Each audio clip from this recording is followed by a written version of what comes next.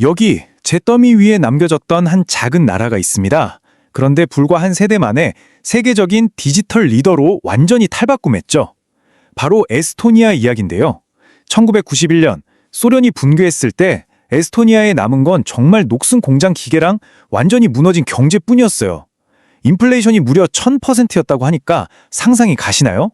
하지만 오늘날 에스토니아는 스스로를 미래라고 부릅니다. 1991년과 2024년, 이 차이 좀 보세요. 정말 극명하죠? 왼쪽을 보면요. 빵 한 덩이 사려고 몇 시간씩 줄을 서던 시절, 집에 전화기 있는 집이 절반도 채 안 됐어요. 그런데 오른쪽, 지금 에스토니아는요. 행정 서비스는 뭐 100% 디지털이고요. 유럽에서 인구 대비 가장 많은 유니콘 기업을 배출했고, 심지어 아이들은 7살 때부터 코딩을 배운대요. 아니 대체 이 30년 동안 무슨 일이 있었던 걸까요? 이건 그냥 기술이 발전했다 이런 단순한 이야기가 아닙니다. 이건 생존에 관한 이야기고 정말 처절하면서도 엄청나게 담대한 도박의 기록이라고 할 수 있죠. 에스토니아가 어떻게 이런 미래를 만들 수 있었는지 이해하려면요. 시간을 거슬러 올라가 봐야 합니다. 그들이 어떻게 자유를 얻었는지부터 말이죠. 놀랍게도 그들은 총이 아니라 목소리로 자유를 얻었습니다. 1988년이었어요. 무려 30만 명의 에스토니아인들이 수도 탈린의 노래광장에 모였습니다. 이게 어느 정도냐면 당시 전체 인구의 5분의 1이나 되는 숫자였거든요. 소련 탱크가 위협하고 있는데도 서로 어깨를 걸고 금지됐던 애국가를 불렀습니다. 이게 바로 역사에 기록된 노래하는 혁명이에요. 노래가 그들의 가장 강력한 무기이자 방패였던 거죠. 그리고 딱 1년 뒤, 이번엔 옆나라 라트비아, 리투아니아와 함께 600km에 달하는 인간 사슬을 만들어요. 발트의 길이라고 불리는 이 평화 시위는 전 세계에 정말 큰 충격을 줬습니다. 할아버지랑 손녀가 또 전혀 모르는 이웃들이 서로 손에 손을 젓고 오직 자유라는 단 하나의 염원을 나눈 겁니다. 여기서 정말 흥미로운 지점이 나오는데요. 바로 이 경험을 통해서 그들이 뭔가를 깨달았다는 겁니다. 아, 우리가 이렇게 연결되어 있을 때 우리는 절대 부서지지 않는구나. 손을 맞잡았던 그날의 기억이 훗날 디지털 네트워크로 국민 모두를 연결하겠다는 그 담대한 구상의 철학적인 기반이 된 거죠. 자, 드디어 독립을 이뤄냈습니다. 그런데 그때 정부를 이끌던 사람들은 대부분 30대 초반의 아주 젊은이들이었어요. 이 젊은 정부는 국가의 미래를 결정할 아주 중대한 선택의 기로에 서게 됩니다. 당시 형제국가나 다름없던 핀란드가 정말 솔깃한 제안을 하나예요. 자기들이 쓰다 남은 1970년대식 아날로그 전화 교환기, 이거 공짜로 줄게 한 거죠. 당장 빵 살 돈도 없던 에스토니아한테는 정말 거절하기 힘든 제안이었을 거예요. 하지만 그들은 정말 충격적인 결정을 내립니다. 그 제안을 단호하게 거절해버린 거죠. 왜냐?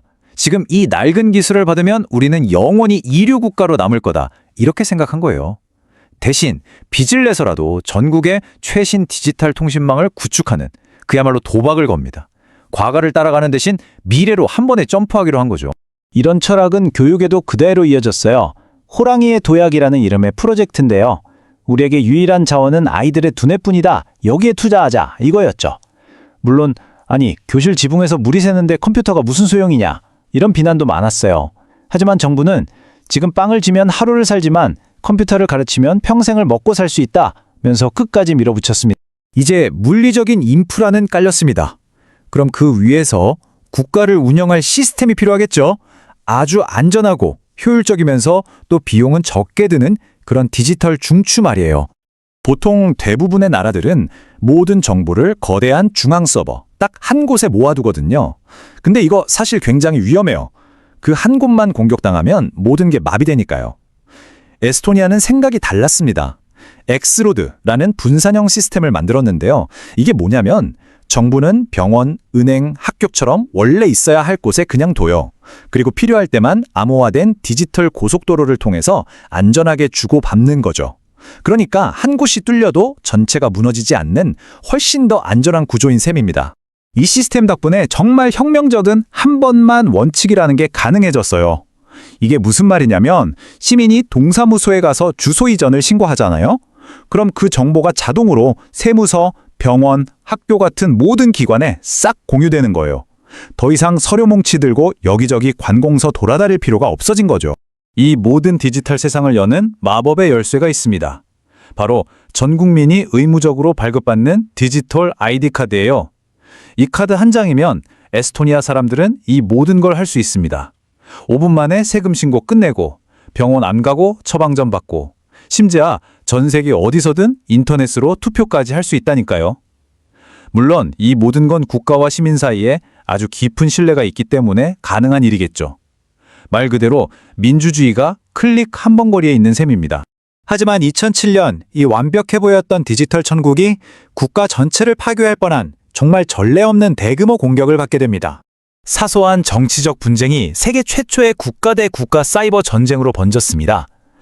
러시아 해커들의 공격으로 정부와 은행 전산망이 마비되고 심지어 현금 인출기까지 멈춰섰어요. 나라 전체가 그야말로 패닉에 빠졌죠. 결국 에스토니아는 스스로를 인터넷 세상에서 고립시키는 킬 스위치를 발동해서 간신히 내부 시스템을 지켜냈습니다. 이 뼈아픈 경험을 통해서 에스토니아는 어떻게 하면 우리 국가가 절대 사라지지 않게 만들 수 있을까를 고민합니다. 그래서 고안해낸 게 바로 데이터 대사관이라는 개념이에요. 국가의 모든 핵심 데이터를 저 멀리 룩셈부르크에 있는 서버에 그대로 백업해두는 건데요. 재밌는 건 이 서버가 국제법상 에스토니아 영토로 인정받는다는 겁니다. 정말 만약에 본토가 물리적으로 점령당해도 에스토니아라는 국가는 이 클라우드 속에서 영원히 살아남는 거죠. 세계 최초의 불멸 국가가 탄생한 순간입니다. 자, 디지털 국가를 이렇게 안전하게 지켜낸 에스토니아는 이제 훨씬 더 대담한 실험을 시작합니다. 혹시 영토를 넓히지 않고도 인구를 늘릴 방법은 없을까 하는 생각이었죠. 15분 33초. 이게 무슨 시간일까요? 바로 에스토니아에서 온라인으로 회사를 하나 세우는데 걸린 시간입니다. 이 놀라운 속도 덕분에 기네스 세계 기록에도 올랐다고 해요. 이 모든 걸 가능하게 한 게 바로 전자거주권, 이 레지던시 프로그램입니다. 에스토니아는요, 전 세계 누구에게나 디지털 신분증을 발급해주는 전자거주권 제도를 만들었어요. 지금까지 무려 10만 명이 넘는 전 세계 사람들이 전자거주자가 됐고요. 이분들이 3만 개가 넘는 새로운 회사를 세웠습니다. 실제 영토는 좁지만 디지털 영토는 그야말로 무한대로 넓어진 셈이죠. 이제 에스토니아는 그 다음 진화를 바라보고 있습니다. 바로 인공지능 정부예요. 예를 들면 아이가 태어나면 부모가 굳이 신고하기 전에 정부 AI가 먼저 축하 메시지를 보내면서 아동수당을 입금해주는 거죠. 또 실직한 사람에겐 AI가 알아서 경력을 분석해서 맞춤형 일자리를 추천해주고요. 이런 선제적인 정보를 꿈꾸고 있는 겁니다. 물론 효율적이면서도 공정하고 또 개인정보를 철저하게 보호하는 AI를 만드는 건 그들이 마주한 또 다른 거대한 도전 과제가 될 겁니다. 그렇다면 잿더미에서 미래가 되기까지 이 작은 나라의 정말 놀라운 30년 여정에서 우리는 과연 무엇을 배울 수 있을까요?